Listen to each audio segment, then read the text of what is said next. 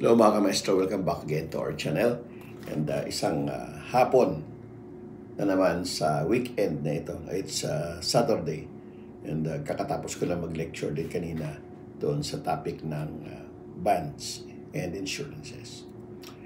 And habang nag-lecture ako kanina, may naisip lang ako na dapat ay malaman din natin dito sa ating YouTube channel.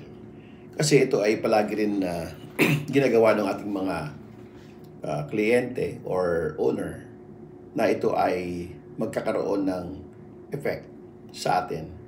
Lalo na pagka tayo ay mayroong tinatawag na performance bond.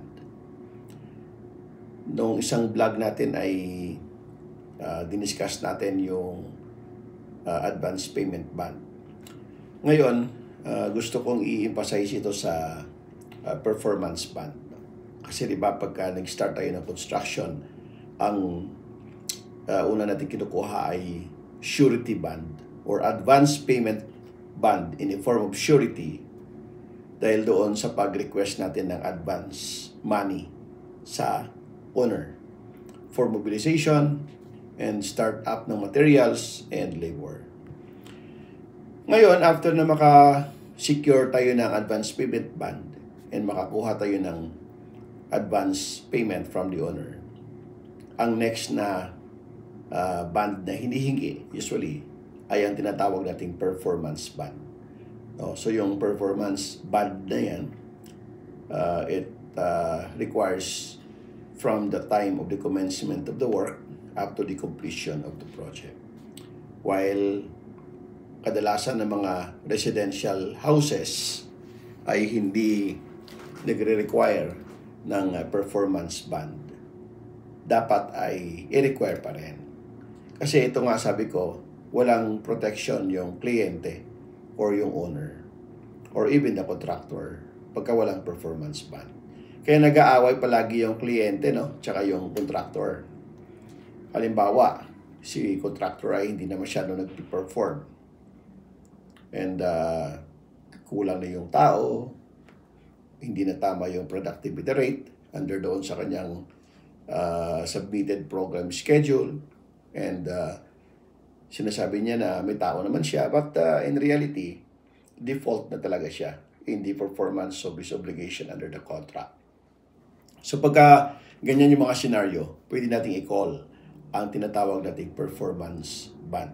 Palagi natin sinasabi sa kontrata, performance bond is callable on demand.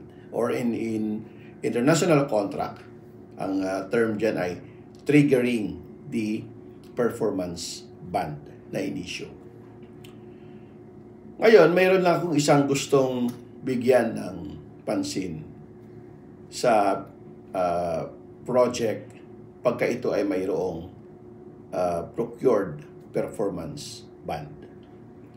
Pagka mayroong procured performance bond, dapat ninyong tandaan, lalo na sa part ng owner, na pagka mayroong performance bond, dapat ay hindi ninyo tinitake over yung work ng contractor pag siya ay na-default and binibigay nyo sa other contractors.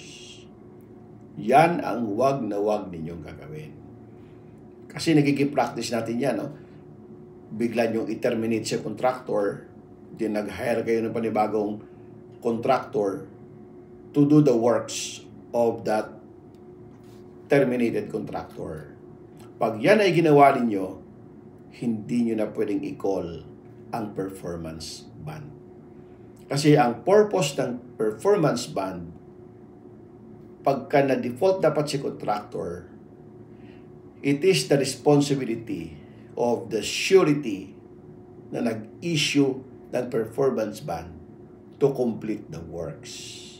It is the responsibility of the surety to bid out the works to another contractor. And sila yung magbabayad nun.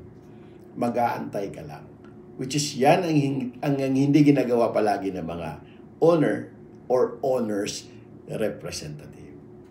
Pag ginawa ninyo yan na tinerminate ninyo yung original contractor at nagpasok kayo ng panibagong contractor, useless na ang pagbayad ninyo ng premium at hindi na ninyo ma-call ang performance ban. O, tandaan, ha? Napaka-importante yan. Kasi magkakaproblema na kayo. Hindi na kayo papansinin or i-challenge na ng surety ang inyong claim.